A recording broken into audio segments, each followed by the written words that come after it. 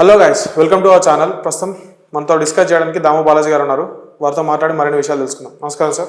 నమస్తే సార్, ఇటీవలి కాలంలో సోషల్ మీడియాలో వెలుగులోకి వచ్చిన బర్రెలకి పలు అవార్డులు వచ్చాయని సామాజిక మాధ్యమాల్లో వెలుగులోకి వస్తున్నాయి.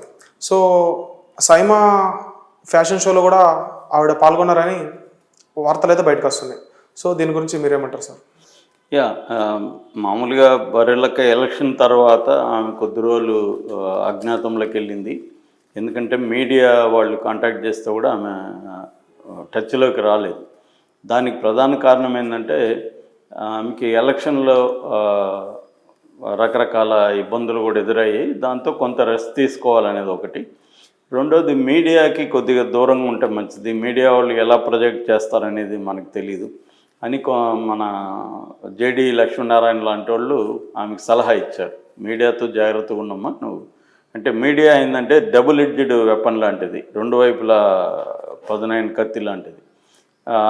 దానివల్ల మంచి జరగచ్చు, చెడ్డ కూడా జరుగుతుంది. అంటే కరెక్ట్గా పరిస్థితిని ప్రొజెక్ట్ చేయడం కాకుండా వాళ్ళు డ్రామటైజ్ చేసేయడం, బ్లోఅప్ చేయడం, ఏ యాంగిల్ తీసుకుంటారో కూడా వాళ్ళకి కూడా తెలియదు. అది ఏ వ్యూస్ వెళ్తూ ఉంటే ఆ యాంగిల్ తీసుకొని వెళ్ళిపోతూ ఉంటారు. అందువల్ల ఆమెకు ఆ సలహా ఇచ్చారు. దాంతో ఆమె కూడా కొంత గ్యాప్ వచ్చింది. అయితే ఇప్పుడు సడన్గా ఆమె సైమా ఎక్స్పో ఫ్యాషన్ షో అంటారు దాన్ని, దాంట్లో ఆమె ప్రత్యక్షమైంది. మోడల్ లాగా అలంకరించుకొని వచ్చింది. మంచి గెటప్తో, హెయిర్ స్టైలు గెటప్ అంతా చేంజ్ అయిపోయింది. ఒక మోడల్ లాగే ఉంది. దాంతో అక్కడ మీడియా వాళ్ళు షాక్ అయ్యారు. ఏంటి మీరు ఇలాగ వచ్చారంటే అప్పుడు ఆమె చెప్పింది, నాకు ఇట్లా ఒక అవార్డు కూడా వచ్చింది, south Indian influencer bloggers award దాని పేరు. అంటే సౌత్ ఇండియాలో బ్లాగర్స్ ఏ ఫామ్లో ఉన్నప్పటికీ, యూట్యూబ్ కావచ్చు, ఏదైనా సోషల్ మీడియా ఇన్ఫ్లుయెన్సర్లలో ఈమె ఈ మధ్యకాలంలో ఎక్కువ ఇన్ఫ్లుయెన్స్ చేసిన వ్యక్తుల్లో ఈమె నెంబర్ 1గా ఉందని ఆమెకి అవార్డు ఇచ్చారు. ఆ సందర్భంగా సైమా ఎక్స్పో ఫంక్షన్ జరుగుతుంటే చీఫ్ గెస్ట్గా ఈమెని ఆహ్వానించారు. దానికి ఆమె వెళ్ళింది. సో ఈ సందర్భంగా ఆమె మీడియాతో కొన్ని విషయాలు పంచుకుంది. అదేంటంటే ప్రధానంగా ఆమెని అడిగింది ఏంటంటే, మీకు ఎలక్షన్లో కోట్ల రూపాయల డబ్బులు వచ్చిందని చాలామంది చెప్తున్నారు, ఏం డబ్బులు వచ్చాయి, ఎంత వచ్చాయి అనేది అడిగినప్పుడు ఆ అమ్మాయి ఏం చెప్పిందంటే, ఇప్పటివరకు నాకు చెక్కులు కానీ మిగతా ట్రాన్స్ఫర్లు కానీ ఇవన్నీ కలిపి నాకు దాదాపు 20 లక్షల వరకు వచ్చాయి. అందులో 10 లక్షలు ఎలక్షన్లకి నేను ఖర్చు పెట్టాను, తిరగడానికి, వెహికల్స్కి, ఫుడ్, ఇటువంటి అంశాలకి. ఇంకొక 10 లక్షలు ఉంది. ఆ 10 లక్షలను కూడా నేను ఆల్రెడీ ఖర్చు చేస్తున్నాను. దేని మీద అంటే కొంతమంది పేదవాళ్ళకి, క్యాన్సర్లు వచ్చిన వాళ్ళకి, హెల్త్ కండిషన్ బాగాలేని వాళ్ళకి, ఇలాంటి వాళ్ళకి నేను ఖర్చు పెడుతున్నాను. అది ప్రజల కోసమే ఖర్చు పెడదామని నేను నిర్ణయించుకున్నాను. నేను సొంతంగా దాన్ని వాడుకోదలుచుకోలేదు అనేది చెప్తుంది. తర్వాత మీరు అసలు భవిష్యత్తు కార్యాచరణ ఏంది, ఎంపీగా కంటెస్ట్ చేస్తాడని రేవంత్ రెడ్డి మీకు ఏదో ఆఫర్ ఇచ్చాడని ఇలాగ పుకార్లు వస్తున్నాయి కదా అని అడిగారు. అడిగినప్పుడు ఆమె ఏం చెప్పిందంటే, అవన్నీ అబద్ధాలు. సో రేవంత్ రెడ్డి నన్ను ఏం పిలవలేదు. తర్వాత నేను ఎంపీగా కంటెస్ట్ చేయడమో అదనేది ఇంకా నేను నిర్ణయించుకోలేదు. ఎందుకంటే ఇంతవరకు నేను సింగిల్గా ఉన్నాను. ఇప్పుడు నాకు ఒక టీం ఫామ్ అయింది. నాకు కొంతమంది అడ్వైజర్లు వచ్చారు. మేము ఒక టీమ్గా ఇప్పుడు ముందుకెళ్దామని ప్లాన్ చేసుకున్నాం. సో ఆ టీంలో డిసైడ్ చేసి ఆ టీం నన్ను ఎలా గైడ్ చేస్తుంది అనే దాన్ని బట్టి ఎమ్మెల్సీ ఎన్నికలు కూడా ఉన్నాయి. ఎమ్మెల్సీగా కంటెస్ట్ చేయాలా లేకపోతే ఎంపీగా చేయాలా ఇది నేను ఇంకా నిర్ణయించుకోలేదు. కానీ ఏదో ఒకటైతే నేను ఖచ్చితంగా చేస్తాను. నా భవిష్యత్తు ప్రణాళికని త్వరలోనే నేను పెడతాను. ఈ మేకప్ గురించి కూడా అడిగారు ఆమెని.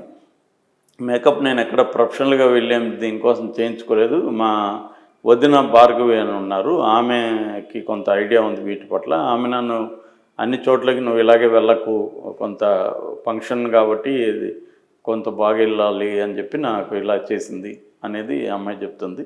సో అమ్మాయి చూసినప్పుడు కొంత గతం కంటే కొంత మెచ్యూరిటీ కనిపిస్తుంది మాటల్లో కానీ, చెప్పే పద్ధతి అంతా.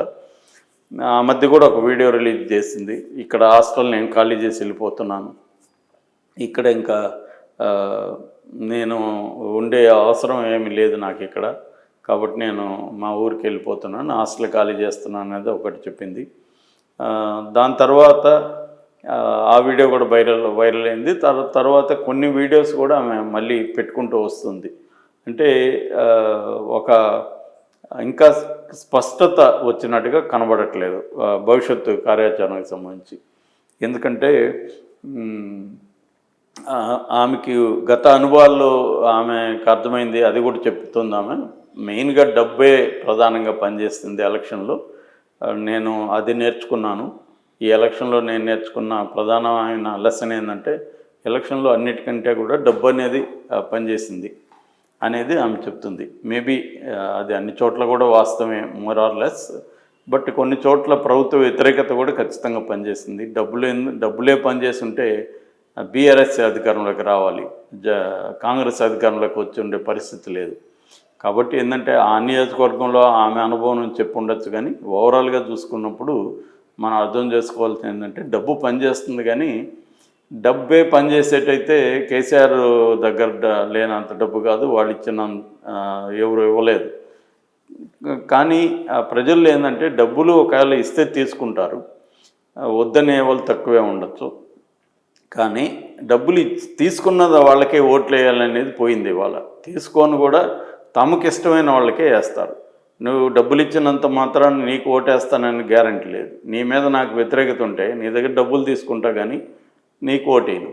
అటువంటి ఒక కల్చర్ అనేది జనంలో పెరిగింది. వీళ్ళు కూడా రాజకీయ పార్టీలు కూడా ఏం చెప్తున్నారు, మీరు ప్రత్యర్థులు డబ్బులు ఇస్తే తీసుకోండి, ఓటు మాత్రం మాకు వేయండి అనే వీళ్ళు కూడా చెప్తున్నారు. జనం డబ్బులు తీసుకోవద్దని ఎవరు చెప్పట్లే. ఇప్పుడు అది చెప్పినా వాళ్ళు తీసుకుంటారని జనాలకి, వీళ్ళకి, నాయకులకు కూడా అర్థమైపోయింది. సో డబ్బులు మీరు ఇస్తే తీసుకోండి, కానీ మీరు ఓటు మాత్రం మీ విజ్ఞతతో ఆలోచించి మాకు వేయండి అనేది వీళ్ళు చెప్తున్నారు. అది చాలా చోట్ల పనిచేస్తుంది. జనంలో కూడా ఈ మార్పు వచ్చింది. డబ్బు తీసుకొని ఇంతకుముందు లాయల్గా ఉండేవాళ్ళు, డబ్బు తీసుకున్నాం కాబట్టి వాళ్ళు ఓటేయాలా అన్న ఒక లాయల్టీ ఉండేది జనంలో. ఇవాళ లాయల్టీ పోయింది. ఎందుకంటే వీడి సొత్తు ఏమి ఇవ్వట్లేదు, ప్రజల దగ్గర దోచుకుందే మళ్ళీ ఇస్తున్నాడు, దానికి వీడికి ఎందుకు లాయల్గా ఉండాలి అన్న అభిప్రాయం జనాల్లో వచ్చేసింది. సో అల్టిమేట్గా ఏంటంటే ప్రజలకు దగ్గరగా ఉండడం, ప్రజలకు అందుబాటులో ఉండడం, ప్రజల సమస్యల్ని పట్టించుకోవడం, ఒకవేళ ఫెయిల్ అయినప్పుడు ఓపెన్గా ఫెయిల్ అయిందని ప్రజలకి సారీ చెప్పడం, దాన్ని మేము మార్చుకుంటామని చెప్పడం, ఇటువంటి ఒక ట్రాన్స్పరెంట్ ధోరణికి ఒక డిమాండ్ పెరుగుతున్నట్టుగా మనకు కనబడుతుంది. అట్లాగే ఒక కొత్త నాయకత్వం మీద నమ్మకం ఏర్పడితే కూడా కొత్త నాయకత్వాన్ని సపోర్ట్ చేస్తారనేది కూడా రేవంత్ రెడ్డి విషయంలో మనకు అర్థమైంది. ఎందుకంటే ఆయన ఒక కొత్త నాయకుడుగా ఎదుగుతున్నాడు, గట్టిగా నిలబడుతున్నాడు, ప్రజల్లో ఉంటున్నాడు, ప్రజల తరపున పోరాడుతున్నాడు అన్న నమ్మకం ఆయన పట్ల జనాలకు వచ్చింది. నిజానికి మీడియా అంతా కూడా తర్వాత ఆయన్ని హైలైట్ చేసింది, కానీ బిగినింగ్లో చేయలేదు. సో ఆ రకం బరిలెక్క చెప్పిన దాంట్లో కొంత వాస్తవం ఉంది. అట్ ద సేమ్ టైం అది కంప్లీట్గా నిజం కాదు. ఎందుకంటే ఓన్లీ డబ్బులే అనేది పనిచేయదు, వేరే అంశాలు కూడా ఎలక్షన్లలో పనిచేస్తుంటాయి. డిఫరెంట్ అంశాలు డిఫరెంట్ ప్లేన్లలో వర్క్ చేస్తుంటాయి ఎలక్షన్లలో. అందులో డబ్బు కూడా ఒక ప్రధానమైన అంశం. డబ్బు అనేది దాన్ని ఏమంటారంటే నెసరీ కండిషన్ అంటారు. నెసరీ కండిషన్, సబ్సిడెంట్ కండిషన్ అంటే రెండు ఉంటాయి. నెసరీ కండిషన్ అంటే కంపల్సరీ అది ఉండాలి, ఆ కండిషన్ ఉండాలి. అంటే అందరూ డబ్బు ఎంతో కొంత ఖర్చు పెట్టాలి. ఇప్పుడు ఈ అమ్మాయికి కూడా 10 లక్షలు ఖర్చు అయింది కదా, సో ఎంతో కొంత ఖర్చు పెట్టాలి. అయితే సబ్సిడెంట్ కండిషన్ అంటే వేరే ఉంటుంది. సబ్సిడెంట్ కండిషన్ డబ్బులు ఖర్చు పెడితే నువ్వు గెలుస్తావా? షూర్గా లేదు. అందరూ పెడతారు, ఓడిపోయినవాడు కూడా డబ్బులు పెట్టుంటాడుగా. కాబట్టి ఎక్కువ పెట్టాడు కాబట్టి వాడు గెలిచాడని చెప్పలేము. కాబట్టి ఏంటంటే డబ్బులు పెట్టడం అనేది నెసరీ కండిషన్, గెలవడం అనేది గెలవడానికి కావాల్సిన సబ్సిడెంట్ కండిషన్లు రకరకాలుగా ఉంటాయి.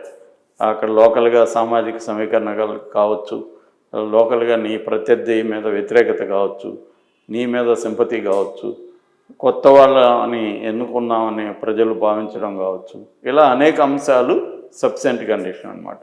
కానీ నెసరీ కండిషన్ మాత్రం ఈ అమ్మాయి చెప్పింది కరెక్టే, తన స్వానుభవంతో చెప్పిన విషయం అది. అదేంటంటే డబ్బులు లేకుండా ఇవాళ ఎలక్షన్లలో గెలవడం అనేది సాధ్యం కాదు. బట్ డబ్బులు వల్లనే గెలుస్తారనేది కూడా కరెక్ట్ కాదు.